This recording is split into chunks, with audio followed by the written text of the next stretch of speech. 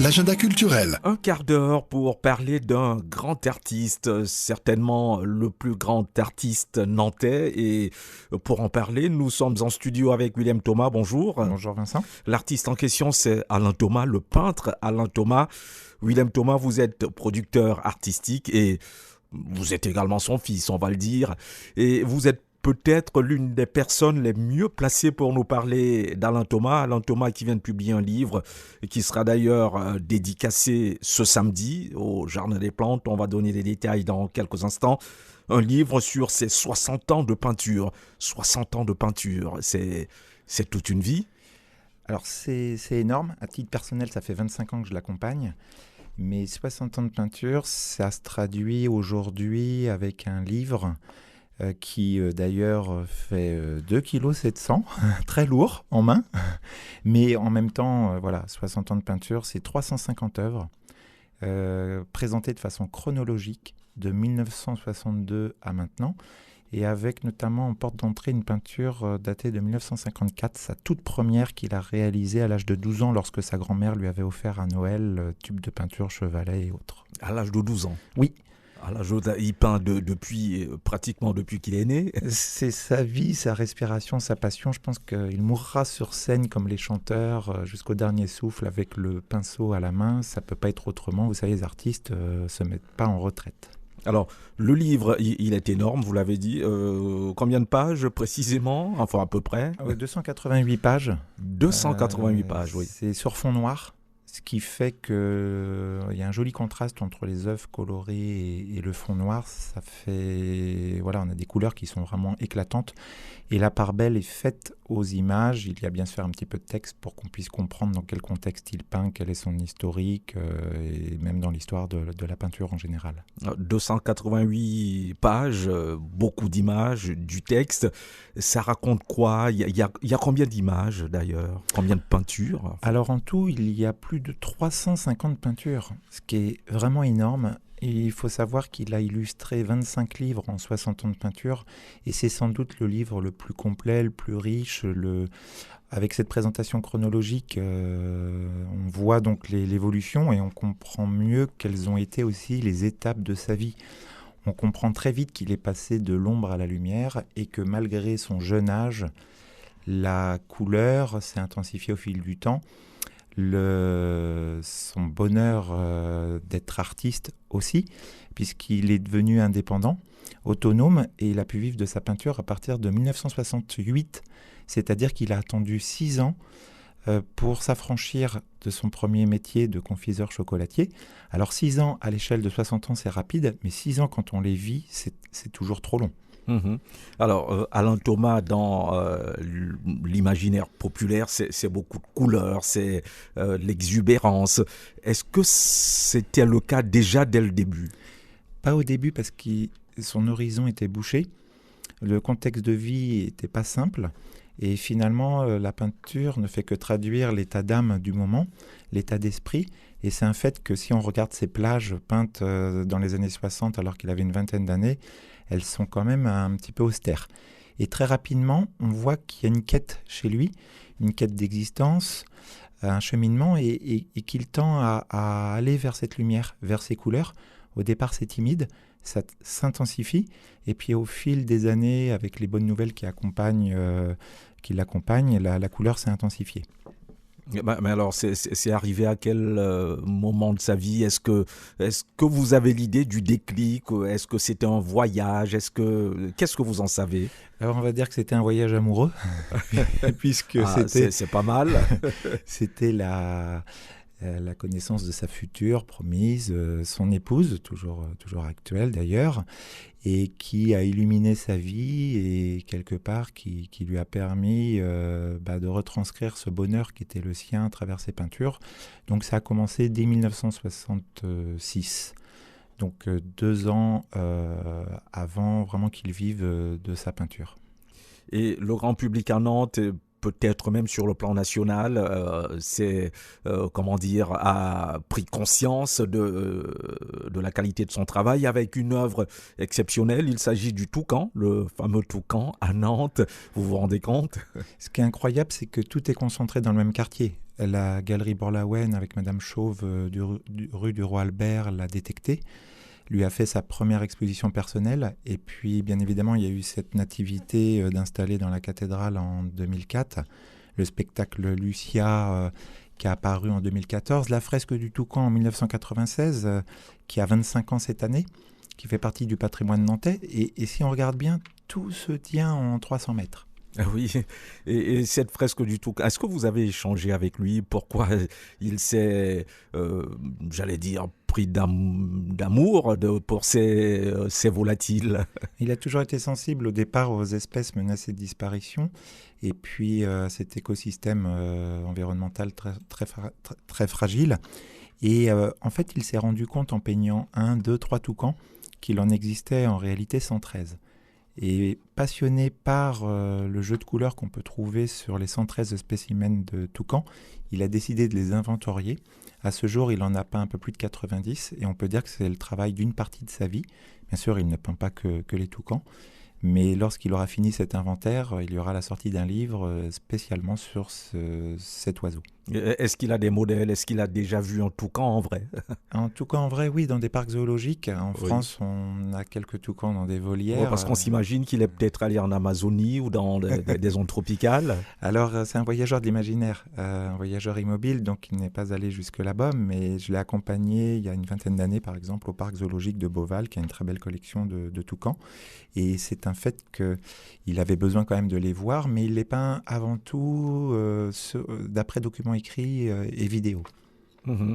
Il est présenté comme le chef de file, on va le dire, le chef de file de la peinture dite naïve primitive. Alors qu'est-ce que ça signifie précisément et quels sont les autres peintres dans ce courant-là?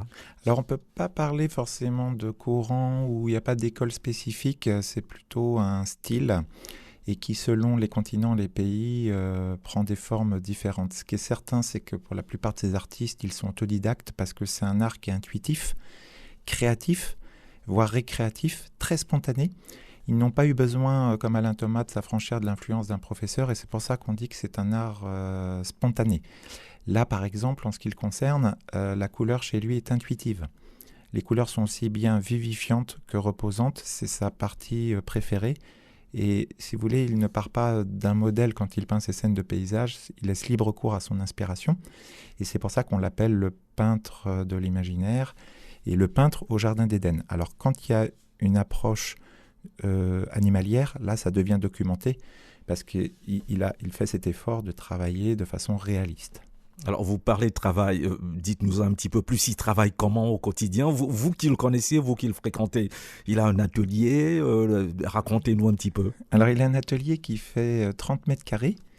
Seulement. Seulement, et le lieu de création à proprement parler fait 3 mètres carrés. C'est-à-dire que c'est le même chevalet qu'il a depuis ses tout débuts, 60 ans, et il a la même chaise depuis l'âge de 12 ans. Quand on la touche, on a l'impression qu'elle va s'écrouler. La chaise a épousé la forme de son dos. Enfin, c'est assez étonnant.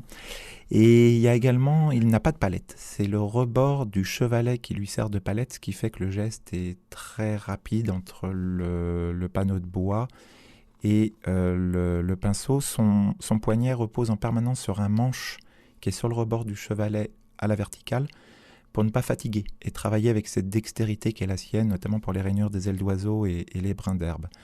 Donc en fait, il a cette technique à lui qui n'ont pas changé depuis 60 ans. Et j'ai beaucoup de visiteurs qui, lorsqu'ils viennent à l'atelier, sont surpris par l'approche rustique, voire monacale des lieux. Il y a 2 vieux spots, puisqu'il peint essentiellement la nuit.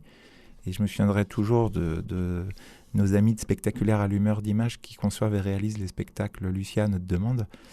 Quand ils ont vu ces vieux spots, ils ont parlé de spots préhistoriques. Eux qui utilisent des projecteurs du dernier cri, Oui. 32 000 lumens, etc. Mais ça lui convient, c'est son univers. Bien sûr, il a grandi en notoriété, mais l'homme et son outil de travail sont vraiment restés les mêmes. Vous parlez de cet atelier, vous parlez de visiteurs, parce qu'on peut le visiter. Oui, sur rendez-vous, puisque c'est son lieu de vie. Et contrairement à un lieu d'exposition, vous voyez en ce moment, là, on vient d'ouvrir à Pont-Aven, où il a ses quartiers d'été, donc en Finistère Sud. Bien là, pour l'atelier, ça réclame quand même une prise de rendez-vous. Alors, beaucoup de couleurs, ça on le sait, de la couleur, de l'exubérance, le sens du détail également dans la peinture. Oui, c'est un miniaturiste parce qu'il éprouve le besoin d'aller très loin dans les détails, aussi bien au niveau des premiers plans que des arrière-plans, ce qui fait qu'il n'y a que lui qui sait quand est-ce qu'une peinture peut s'arrêter. Parce que du ciel au premier plan, tous les espaces sont remplis, mais il y a un équilibre qui s'opère. Comme pour les couleurs où il y a une harmonie qui s'installe, tout est en fait savamment pensé. C'est certes intuitif, et en même temps on se rend compte que c'est très structuré. Alors, on va revenir à l'actualité dans un instant, les expositions actuelles et puis la présentation du livre samedi. Mais vous avez commencé à en parler, Lucia, alors le fameux spectacle qui illumine les Nantais pendant le mois de décembre, autour de la période de Noël, inspiré des œuvres d'Alain Thomas.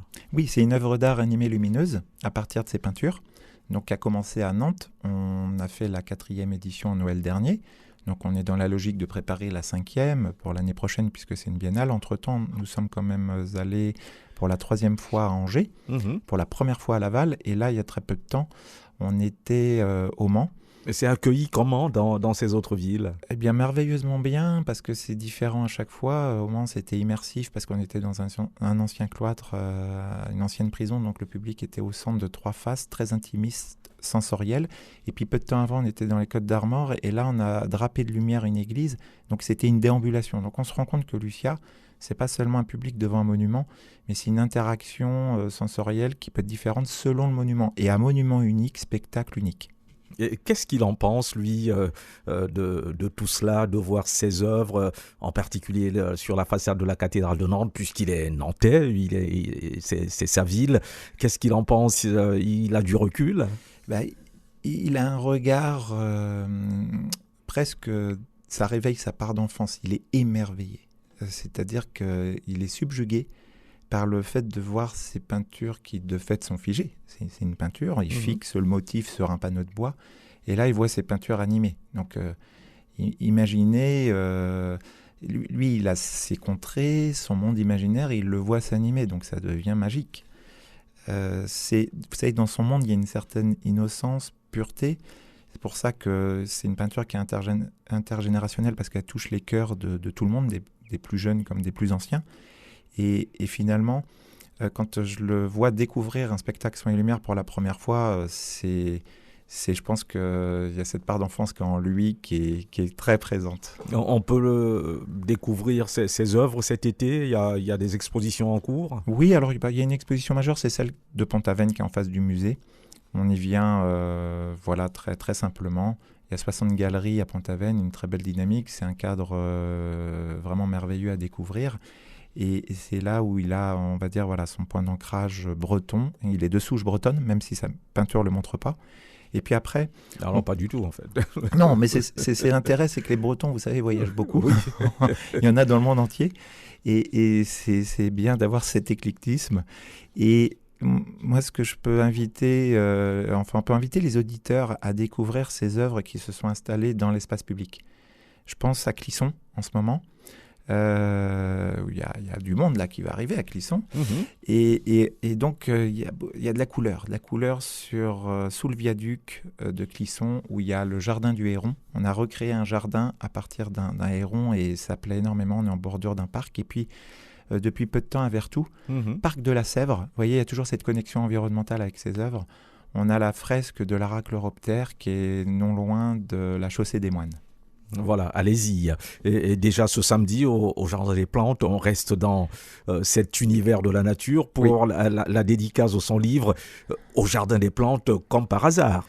Ah bah, c'est amusant parce que là, aujourd'hui, on est dans une période caniculaire et il va dédicacer pour la première fois de sa vie dans la serre de l'île aux Palmiers. Donc ça porte bien son nom, au Jardin des Plantes, avec lequel il a déjà travaillé par le passé, à travers une rétrospective qui lui avait été consacrée, à travers Lucia, qui s'était invitée également au Jardin des Plantes. Donc c'était complètement cohérent qu'il fasse cette dédicace de ses 60 ans de peinture au Jardin des Plantes.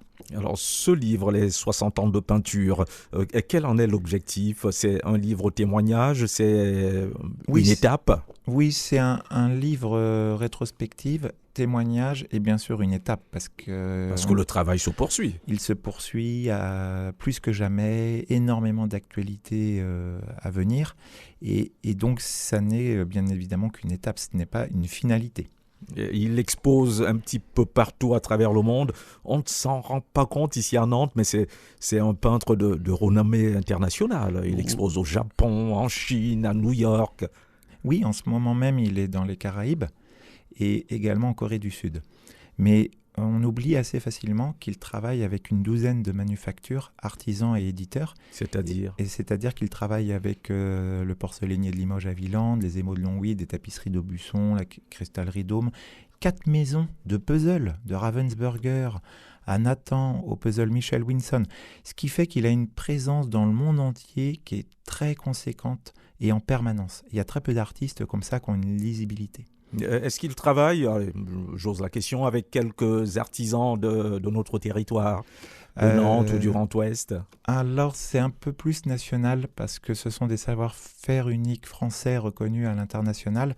Et en l'occurrence, c'est un soyeux lyonnais, un porcelainier de Limoges, un lissier d'Aubusson. Enfin, vous voyez, alors, dans notre région, je sais que là, il a eu une collaboration avec un dessinateur de BD qui a retracé son parcours dans un esprit bande dessinée.